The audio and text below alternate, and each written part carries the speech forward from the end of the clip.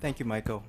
Earlier today, Dr. Selby mentioned the Tuesday PCORI conference, and at that conference, Dr. Janet Woodcock prominently mentioned OMOP as part of the post-marketing surveillance strategy for the FDA for the 21st century. And in that context, I'd like to share with you some of my favorite quotes from physicians about drugs that are newly approved. Oh, wrong remote. So a cardiologist at Tufts says, I always use a new drug when it is first approved. It has the highest efficacy and no side effects at that time. My colleague at MGH, Michael Berry, says, you don't want to be in the first 100,000 patients to receive a new drug. And it is this OMOP effort that is embarking on looking at big data to try to figure out early detection for adverse drug events. And for those of you who haven't had a chance to read the over 300-page briefing document, I'd like to point you to, okay, this remote's not working. Can you forward?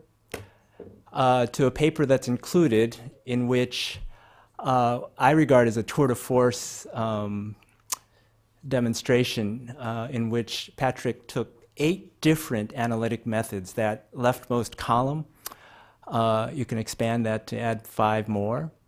And he wanted to estimate the relative risks of 53 known either positive or negative drug and adverse event outcome pairs. And then he examined those pairs in 10 observational healthcare databases consisting of over 130 million lives. Now, the sad part, in some extent, is that regardless of the method, and there were differences, the false positive rate of those associations exceeded 18%. And the positive predictive value for detecting a true adverse event was less than 38%, which to me puts in context his study today, which is identifying negative controls without any association for GI bleeding, and the context that 95% confidence intervals for negative control drugs should cover 1. But in his analysis, only 45% of the negative controls covered 1 with a positive bias. So he empirically recalibrated the estimate and the standard error to adjust for this bias and correspondingly adjusted cases. So his methodology has the potential to reduce both false positives and false negatives by empirical adjustment. My favorite quote from Jesse Berlin is, heterogeneity is your friend.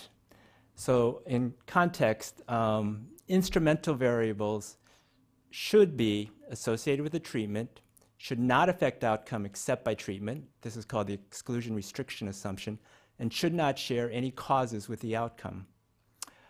IV behaves like randomization variables to control for potential unmeasured or hidden confounders. That's great.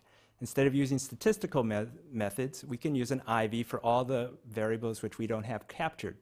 The problem is it's really hard to find very strong IVs. So what if the IV is not ideal? How may that affect the results? And this is where Dillon's study is so important. IV strength may be either strong, where there's a high association with treatment, or weak, a low association treatment. And we saw this when he examined earnings by birth year, where comparing years 24 and 26, where the percent of vets did not differ by much, versus comparing years 24 or 26 versus 28, where there was a big gap in the frequency of veterans. And when he had a strong IV, it showed that the veterans had decreased earnings, and when he had a weak IV, it showed no difference.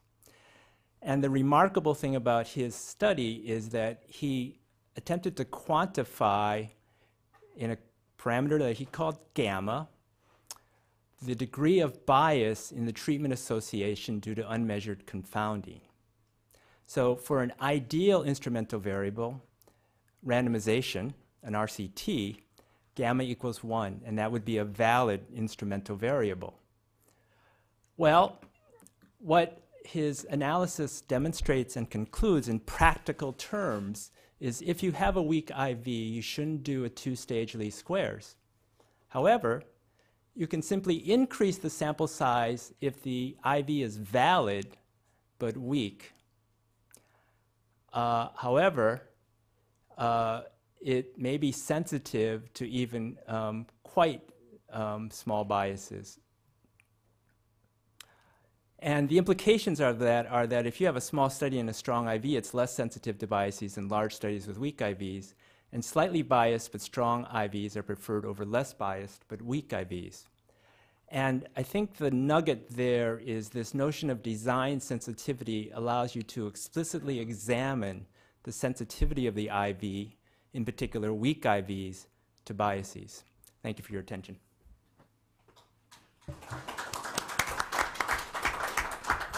Joel, thank you John, thank you so much. And our next speaker who's going to give a brief reaction will be Joel Greenhouse, who is a professor of statistics at Carnegie Mellon.